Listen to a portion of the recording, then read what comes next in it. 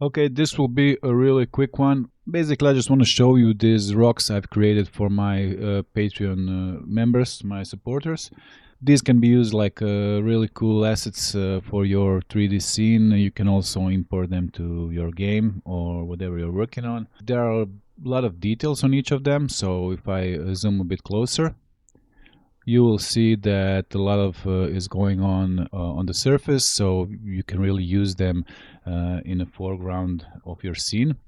They'll be also useful to scatter them around and even maybe do some hero elements in your 3D scene. I also want to show you the material setup. They're not using the same material, obviously, because each rock has its own normal maps and AO maps and curvature maps and whatnot.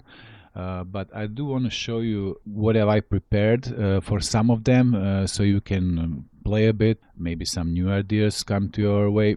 So I'll select this first one. And if you go to this first switch, you can see that if I select this B, you will see how easily with the color ramp nodes you can create this feeling of some sort of a moss happening, developing in the crevices of this rock. This last switch, although in your file there won't be a switch, it will be something like this.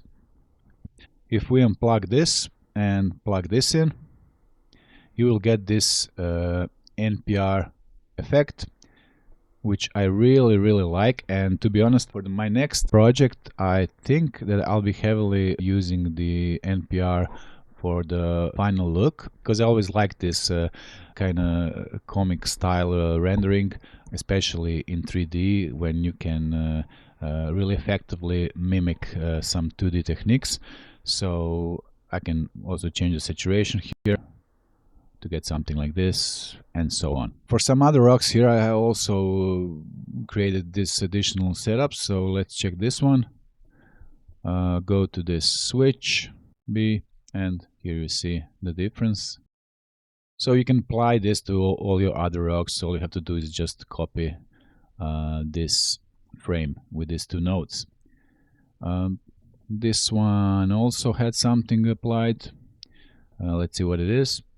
Okay, so this is also some sort of a moss happening. And the last one, I think this one was just a setup with the 3 textures.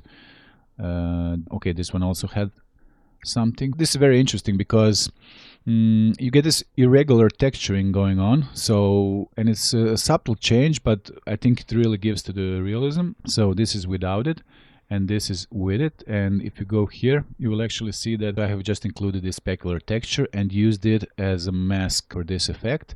And also if you go here you will see that the projection method is set to box. And now if I change the mapping, you see what happens. And I must say I really love this subtle effect, because as I already said, it gives a lot to the realism. There we go. I think they're really nice. Let me expand this a bit and just rotate them so you can see how they look from other angles.